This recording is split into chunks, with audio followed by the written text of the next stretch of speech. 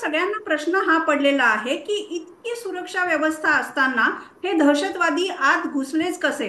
तिथे गेलेले पर्यटक सुद्धा सांगतात की पहलगामला जाताना चौकी चौकीवर तपासणी होते, सुरक्षा असते. मग इतक्या कडेकोट सुरक्षा व्यवस्थेमध्ये दहशतवादी जातात, 15 मिनिटापेक्षा जास्त काळ तिथे गोळीबार करतात. हे नेमकं सुरक्षा यंत्रणांचं पण अपयश नाही का सर? असं आहे, हा जो प्रश्न आहे म्हणजे थोडासा म्हणजे प्रश्न असा आहे की ज्यांना सुरक्षा व्यवस्था कशी असते याच्याविषयी फारशी कल्पना नाही. आता हे हम्म. जे पर्यटक जातात त्यांना काही तुम्ही बॉडीगार्ड देऊ शकत नाही. आणि बॉडीगार्ड दिले तर ते सुद्धा त्यांचं रक्षण करण्याच्या काबिल नाही आहेत. कुठल्याही बॉडीगार्डने कधी कुठल्याही व्हीआयपीचं रक्षण केलेलं नाही. पण याच्यामध्ये एक मोठी चूक झालेली आहे की आता काय झालं की काश्मीरची लोकसंख्या 2 कोटी आहे आणि मागच्या वर्षी 2024 मध्ये साडे 2.5 कोटी पर्यटक तिथे आलेले आहेत. तर हम्म. सुरक्षा व्यवस्था काश्मीर खोऱ्यामध्ये आहे, पूंछ राजौरी भागामध्ये आहे.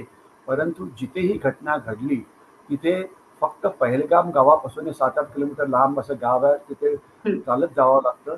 तिथे कुठलीही सुरक्षा व्यवस्था नव्हती. म्हणजे तिथे काश्मीर पोलीस नव्हते. ही काश्मीर पोलिसांची चूक आहे.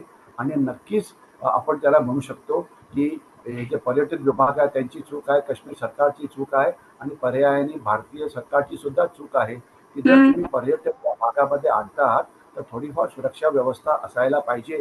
कमीत हम्म. कमी प्रत्येक इंचावरती तुम्ही माणसं ठेवू शकत नाही, हे लक्षात असायला पाहिजे. ठीक आहे ना. हम्म. परंतु तुम्ही म्हणजे एखाद्या कुठली घटना घडली तर 10-15 मिनिटामध्ये तुम्हाला तिथे जाऊन काहीतरी करण्याची क्षमता पाहिजे, ज्याला आपण लष्करी भाषेमध्ये क्विक रिॲक्शन टीम म्हणतो.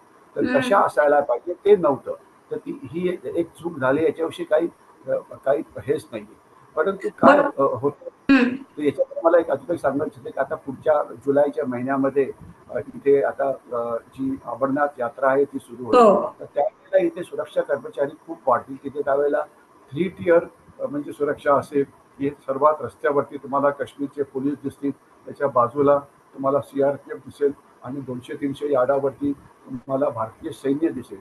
तर तशी हम्म. प्रकारची व्यवस्था म्हणजे काय म्हणतात त्याला 365 दिवस ठेवणं हे शक्य नसतं. कारण याच्याकरता आपल्याला प्रचंड खर्च करावा लागतो, प्रचंड सुरक्षा व्यवस्था ठेवावी लागते. म्हणजे प्रत्येक म्हणजे जे व्हिजिटर्सना आपण काही बॉडीगार्ड देऊ शकत नाही.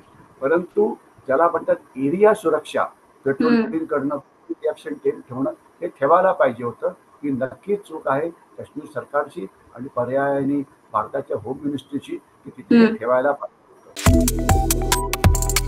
Subscribe to One India and never miss an update.